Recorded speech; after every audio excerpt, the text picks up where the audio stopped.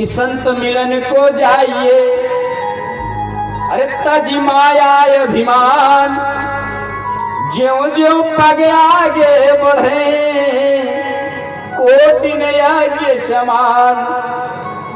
एक नहीं करोड़ों यज्ञ के समान फल प्राप्त होता है। वो तो मैं तो कर चुकी हूं। एक पग नहीं, मेरा घर तो 1 किलोमीटर दूर से, मैं वहां से चल के आ रहा हूं। कितने करोड़ यज्ञ हुए होंगे, वो आप ही सब न कहते हैं। महात्मा ने कहा हाँ, ये भाव आया है, संत को सम्मान देने का ये भाव आया है। उन्होंने कहा तुरंत आपके घर भोजन हम पाएंगे, और महात्मा उनके घर भोजन पाने गए। तो इसलिए नारद जी कहते हैं, नारद जी को कष्ट हुआ और नारद जी चले गए कहाँ, विष्णु लोग पहुंचे हैं और नारायण से कहते प्रभु यह दुनिया बड़ी दुखी है, बड़े कष्ट में है, इनके कष्ट का निवृत्ति कैसे हो सकता है। नाना प्रकार के लोग पीड़ित हैं, कोई तन दुखी, कोई मन दुखी, कोई धन बिन राहत उदास। महाराज नाना प्रकार के प्राणी हैं, कोई तन से दुखी है, कोई मन से दुखी है, किसी के पास धन आ ही नहीं रहा है, बहुत जतन कर रहा है, 24 के 24 घंटा खेत में लगा है, मेहनतें कर रहा है, पैसा एको नहीं पा रहा है, बड़ा मेहनत कर रहे हैं, बड़ी परिश्रम कर रहे हैं। नारद जी ने विष्णु भगवान से स्वयं साक्षात कमल नयन से बात करने लगे। हे नाथ, हे कमल नयन, हे लक्ष्मीपति, हे नारायण, हे वासुदेव, मैं और आपसे कुछ कहने नहीं आया हूं, केवल इस मृतलोक पर जितने प्राणी हैं ना, उनके सुख का कोई साधन हो या तो उसे बताएं। महाराज ने कहा कि यह सुख का साधन है, बहुत उत्तम साधन है।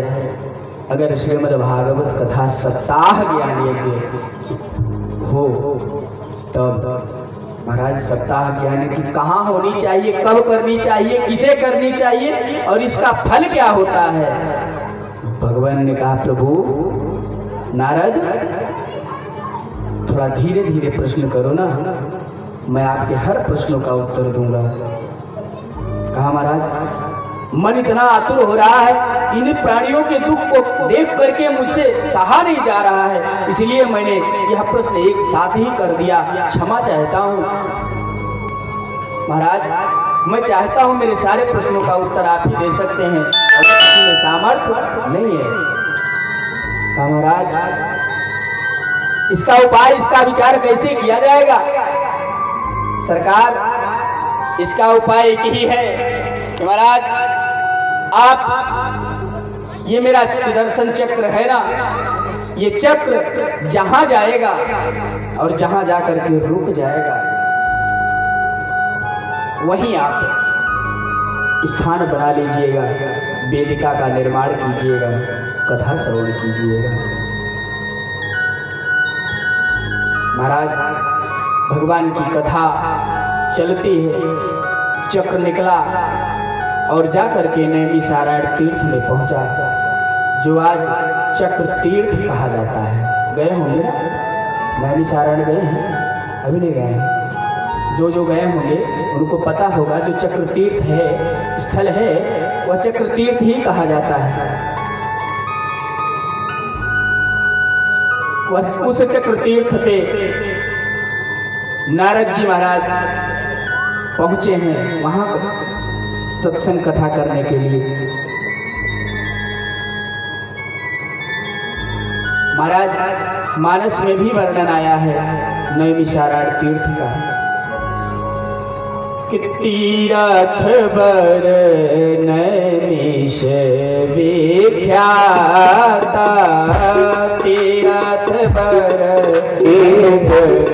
विख्याता, तीरथ बर नैमिष विख्याता, तीरथ बर विख्याता, तीरथ बर